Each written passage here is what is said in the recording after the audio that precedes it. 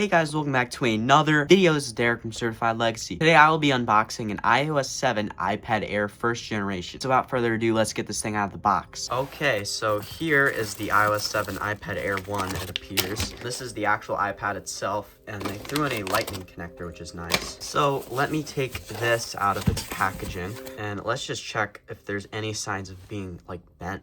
I always usually worry about this with these type of iPad Airs, and thankfully it doesn't appear to be bent. And to be completely honest, overall this looks like it's in absolutely amazing condition. So without further ado, let's see if this thing has power. It looks like it does. This thing has been sitting for a little bit. I've been waiting to unbox this thing, so I have no idea what the battery charge will be on this thing. I think I ordered this like at least a while back at this point. And wow, looks like we just boot right back into iOS 7. Oh my god. That is definitely iOS 7. As you can tell, just because the wallpaper, that doesn't really mean anything usually. You can tell because of this red music icon, which usually indicates iOS 8.3 and lower. And yeah, without further ado, let's check out the iOS version right here. And it looks like we have the final version of iOS 7 for this device, iOS 7.1.2. And there's always something I check when I get devices, is whether it's iCloud locked or not. And on this device, there is no iCloud whatsoever, which is absolutely amazing. And wow, I just checked the battery health on this thing and it is very good. Now, what I'm going to do is I'm going to show you the jailbreak process and saving SSH blobs process, and I will throw in the footage of me doing that after I go over the specs of this device. All right, now let's go over the specs and history of this device. Also, sorry if it looks a little bit green or yellow. I f.lux a jailbreak tweak that just gives it night mode. Anyway, the iPad Air 1 was first announced on October the 2nd of 2013 and was officially released on the 1st of November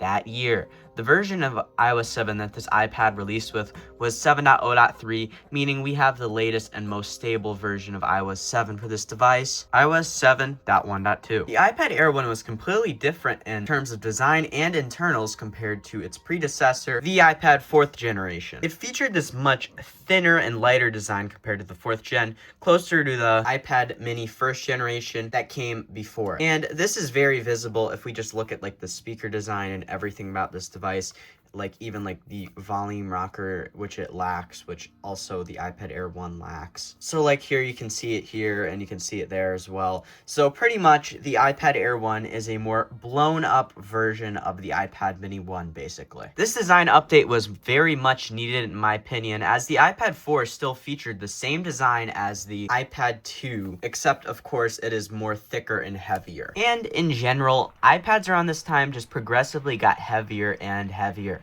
as the iPad 3rd generation was significantly heavier compared to its older counterpart, the iPad 2, due to the Retina display and the battery. I believe the iPad 4 is around the same exact weight as the iPad 3rd gen. So around this time, other than like the iPad mini, most of these iPads just were getting heavier. It is way slimmer and more noticeably lighter. So if you like hold this thing in your hand, you can very much feel it. So like now let's look at this thing, which is absolutely massive, and you can very much see the difference here. It's also like way more less boxy. I don't really have any other way to describe it compared to like this huge thing. It also has way smaller and way better looking bezels around the screen, as if we look at the iPad 4, it has this design where pretty much all the bezels around the whole entire screen are the exact same size. On the iPad 4 and earlier, it has this like weird like jutting out, like I don't know how to describe it, like plastic bezel around the iPad, and you can very much see that, where it just kind of has this like little plastic bezel type thing. And I'm not talking about this part, I'm talking about like the actual like rim that holds the digitizer in place. And if we compare that to what the iPad Air 1 has, it completely removes that and pretty much just hides it in between the screen, and it's way harder to see, and replaces it with this diamond chamfered edge, which is like this little shiny thing where they chamfer it and it just looks really shiny. They call it the diamond chamfered edge, and is carried over from the mini 1, of course. And the reason they even call this the diamond chamfered edge is because they actually cut these with real diamond tools. Also, since it is the same design as the mini 1, it now has stereo speakers, and they sound a lot better compared to what we have on the iPad 4. And the weird thing is, the iPad mini 1 came out at the same exact time as the iPad 4, and guess what? It does not have stereo speakers whatsoever. 4. And back to the bezels, as I did mention this earlier, but I did want to add something else. The actual bezels being much thinner actually just shrinks down the whole entire size of this device while still retaining the same amount of like screen you get on there, where it's still 9.7. So you can see if I put this right on top of these iPad 4 right here, you can see it looks a bit smaller. The screen is also the same resolution as the iPad 3 and 4. Now, let's get on to the actual internals of this thing. It now featured the 64-bit A7 chip, first seen in the iPhone 5S, and it is significantly faster in demanding tasks like gaming. This, of course, allowed it to be supported all the way up until iOS 12, where, of course, it really does not run that great, so I'm very lucky to have one on iOS 7. The cameras on both of these devices are not quite great either, both at 5 megapixels. They are pretty much the exact same, other than the Air one now supporting HDR. The front selfie camera is also the exact same, and on the selfie camera, there really actually is no difference. They're both 1.2 megapixels, and there's literally nothing new. They, of course, both had 1 gigabyte of RAM and storage sizes ranging from 16 to 128. Now, one thing that really bothers me that the iPad Air 1 lacks, that of course being Touch ID. This launched with the 5S the same year, and the Air 1 was the most top-of-the-line iPad at the time, yet it lacks it completely. And I overall find that very weird. I don't really know why they didn't include that, to be completely honest. They could have easily included that. But of course, the iPad Air 2 would get that just a year later. There is nothing else really noteworthy on this thing, so let's move on to iOS 7. iOS 7 was the first time Apple had done a major redesign. They've only done minimal redesigns in the past, like I don't really have a iOS 4, iPhone 4, or anything like that to show you. iOS 4 added this little reflective dock down here, as on iOS 3 it was like this more like, I don't know how to describe it, like metallic, less like reflective type dock, less 3D. Add wallpapers to the home screen on iOS 4, and also slightly change the color palette to be more blue on iOS 6. iOS 7 was a complete game changer in that regard, as it completely redesigned everything to be more flat and more modern. This can be seen across the whole entire software, from the lock screen lacking any skeuomorphic elements, and it even lacks the cool sound when you open it. So like, let's compare it to iOS 6. It has a little cool sound when you open it. And before we continue, if you do not know what skeuomorphism is, it's basically a UI design that mimics real-life objects, from the Notes app looking like a real notepad, the app icon on the clock looking like a real clock, and the photo booth icon looking like an actual photo booth. So if we look at the same things I just mentioned on iOS 7, you can see all of these things are not present in favor of flat design. iOS 7 also featured these cool like translucent, I think they're called like Gaussian blur effects, or however you say that, Gaussian. Pretty much everywhere they could be put, from like the dock to the notification center up here, of course the control center, and it also featured this parallax effect, which might be hard to show on camera, to be completely honest, but basically the wallpaper moves with you as you move the device and like tilt it around, and almost gives the illusion that the app icons are floating over the layer that is the wallpaper. When this launched, people complained it gave them motion sickness, so what Apple did was add an accessibility option called reduce motion in iOS 7.1. So like, I'll show you what it does. I'm just gonna do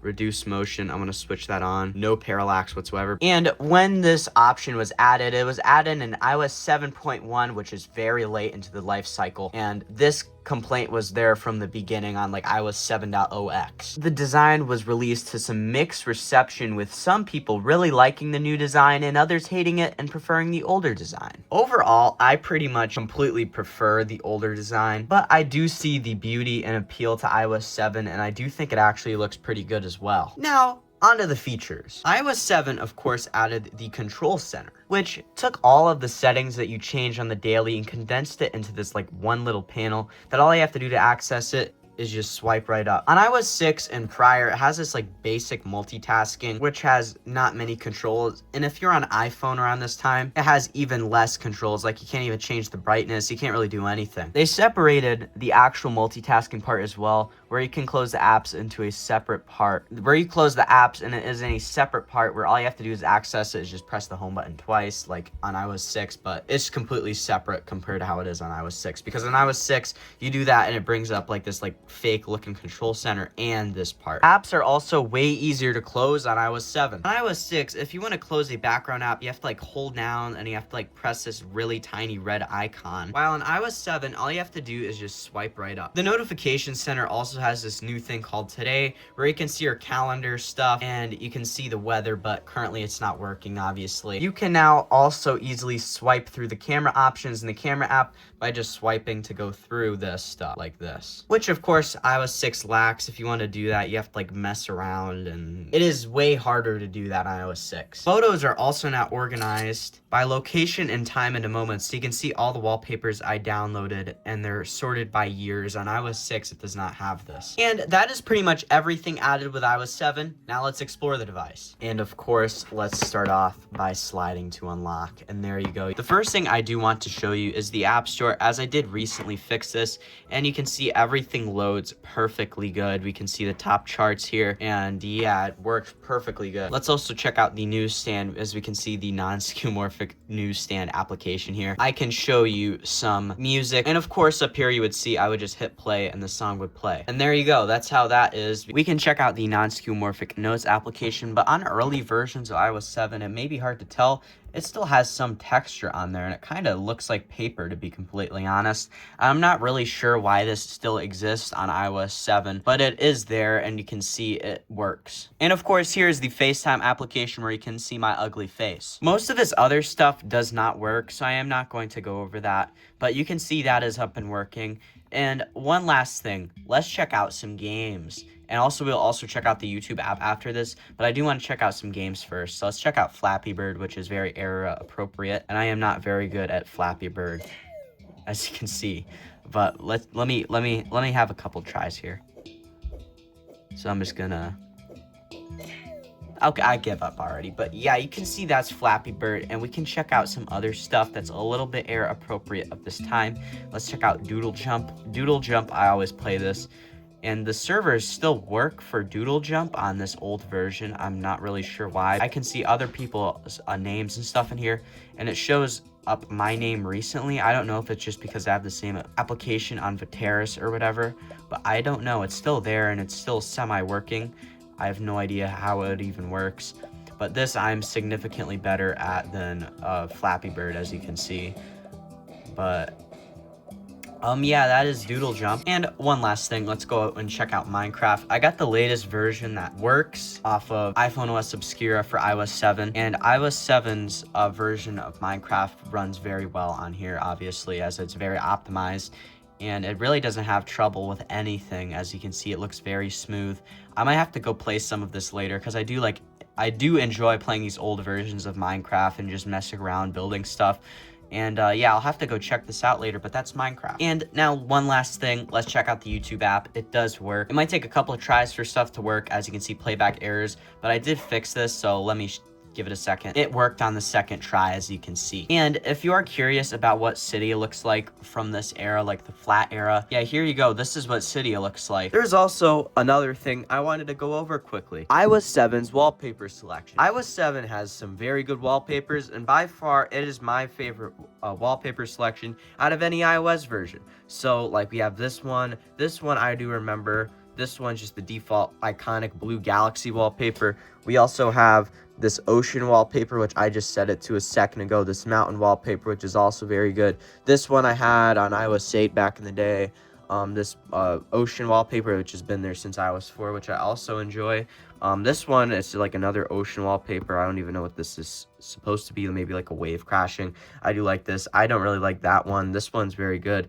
And then we have some other like abstract choices to pick from down here, which I don't really hate, but I don't really love either, like this one. So yeah, let's also briefly go check the ringtones of iOS 7.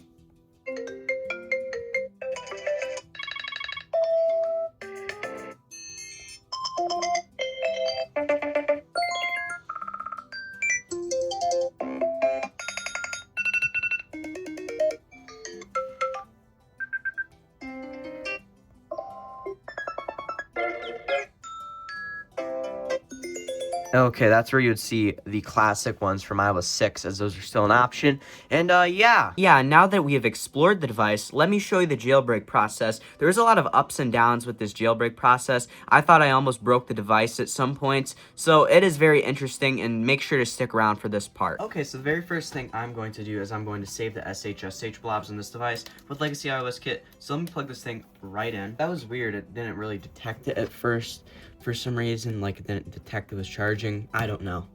But let's see what it does here. We gotta plug this in. So we're gonna save SHSH blobs. We're going to do a onboard blobs dump. I have to go into RAM disk to do this, apparently. So I'm not jailbroken, so I'm just gonna Control C. Now what I'm gonna do, I'm gonna go here. I didn't know I had to boot RAM disk to do this. So I think it's MISC utilities RAM disk is in. It's useful. So SSH RAM disk, version select option. Okay, I'm just gonna do yes. And every time I do a 64-bit RAM disk, it takes so long for some reason. I don't really even know why. So I'll come back to when this is done. Okay, so I just gotta send this to recovery mode, so yes. And it's now going to put it into recovery mode. This should take a second. Okay, we're in recovery. Okay, now I gotta do DFU mode, which isn't not very hard, hopefully. Okay, I'm just gonna keep holding this home button. Okay, it's now going to try to go into RAM disk. Okay, I think we're good here. We'll have to see what it does. All right, now all we gotta do here is I just have to find this, hit dump blobs, and it looks like we successfully dumped blobs. Onboard blobs, okay, they're dumped here. So now what we can do is we can just reboot the device. So currently this device is in a weird state where it says it's in recovery mode, but it's not even showing anything. It's just like this light up screen. You can tell it's actually powered on because it has the backlight on, but like it's not in recovery mode. I don't know what state this is in. Let me see what iTunes says. So why not? Let's just do a blob restore because I don't really know what is doing currently. So we're gonna see if this fixes anything. And who knows? We might not even have to jailbreak. We can just maybe just jailbreak from doing a downgrade. I don't know, I'll have to see. Okay, so I've downloaded the IPSW file here, and what I'm gonna do, I'm gonna hit restore downgrade. I'm gonna use SSH blobs. All right, so I almost just broke the device. I'm being straight with you, I almost just broke the device. So what happened was, after I booted into the SSH RAM disk for iOS 12, which I probably should just booted iOS 8 in anyway, but I'm getting ahead of myself. What happened was sometimes after you reboot after exiting the SSH RAM disk on iOS 12, sometimes A7 just refuses to boot. So what I had to do was I had to, after figuring out like 30 minutes, completely panicking, messaging people like, oh my god, what do I do? What I ended up doing was I didn't know I had to do this before. I didn't see this in the wiki on Legacy iOS Kit. So I had to go and boot into iOS 8's RAM disk, which I can just select by saying no when booting RAM disk, which boots me to iOS 8, which you probably saw earlier. I just booted in there, I hit reboot, and I exited because the reason I did not do a blob restore also is because there is like baseband limitations on this version of iOS 7, meaning I cannot downgrade back to this version of iOS 7 with blobs. So blob saving is pretty much useless on this version of iOS 7 anyway, which is also not good because there is a good chance I just brick the device completely when I eventually jailbreak with Pangu, which is not good. So yeah, anyway, let's get back into this. Okay, so the first thing I'm going to do is I'm going to move the version of Pangu I need to the applications folder on my Mac. Okay, I have to go into terminal and I have to do this. Also, I am following iOS CFW's guide on this because I've never jailbroken with Pangu before. So let's do this. So I'm going to copy and paste that into there. Okay, I did that wrong there. So let me try this again. It still didn't work. What the fuck? Okay, so now that I've done that, I have to go into general and find date and time and set it to a date before June 2014. So let me do that. Now I have to hit trust on my device. I did. It's taking a second to load it up for some reason, so I'll come back to you. Okay, I just went ahead and just skipped the whole entire macOS process because I spent like forever trying to figure it out. I just went and used Windows. So let's open up Cydia here. I didn't even show you the process of me jailbreaking it, but yeah. All right, I also went ahead and updated the untether because on older versions of the untether, you get issues where when booting, where it like just boot loops because you're like a darker place or something like that. So what I went ahead is I upgraded the untether and we should be good to go now. If you enjoyed this video and found it interesting, please like, subscribe with notifications on, and share to someone that would also find this interesting. Check out my social media, which will be in the description and in the end card. This has been Derek from CertifiedLegacy, and I'll see you in the next one. Bye-bye.